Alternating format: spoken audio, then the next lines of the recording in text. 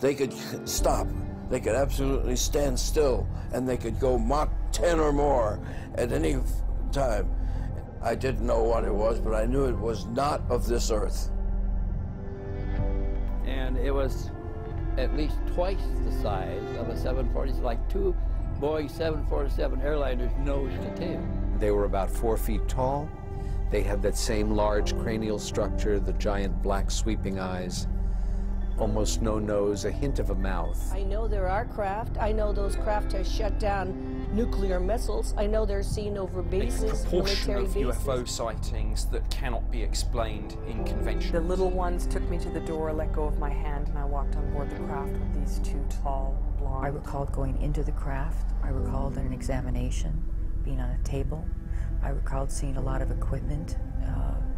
I recalled another being besides the Greys in the background that appeared to be supervising the abduction, the event, and the examination. She woke up one morning and there was no pregnancy. The President of the United States, the titular leader of the free world, himself cannot get to UFO information, which leads, of course, to the I've question. concluded that there are many different kinds of beings that come from elsewhere in the cosmos.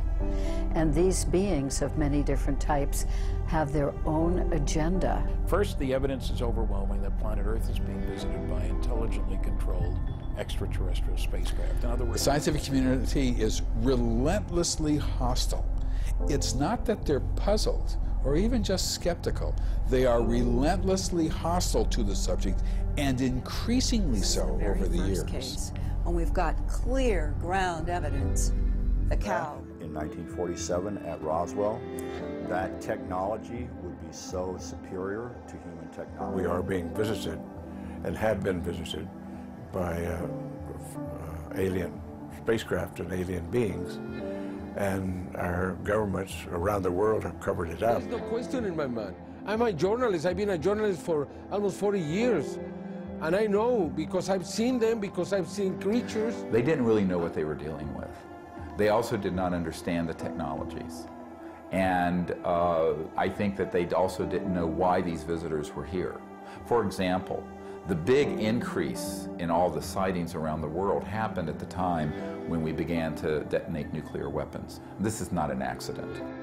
I found the object is covered with a biological membrane which seems to prevent the... I think what we are seeing in the United States is a transition from an earlier policy of official denial to a new policy of openness. UFOs exist, they come from outside this planet, and it's time to do something about it. It's one of these currents of history that won't be denied. The truth is going to come out, and when it does, it's going to be explosive.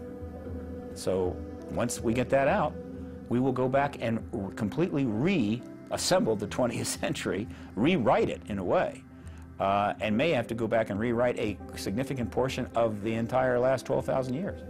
This is the greatest story in human history. And the reason it is the greatest story in human history, it is the greatest story of human history.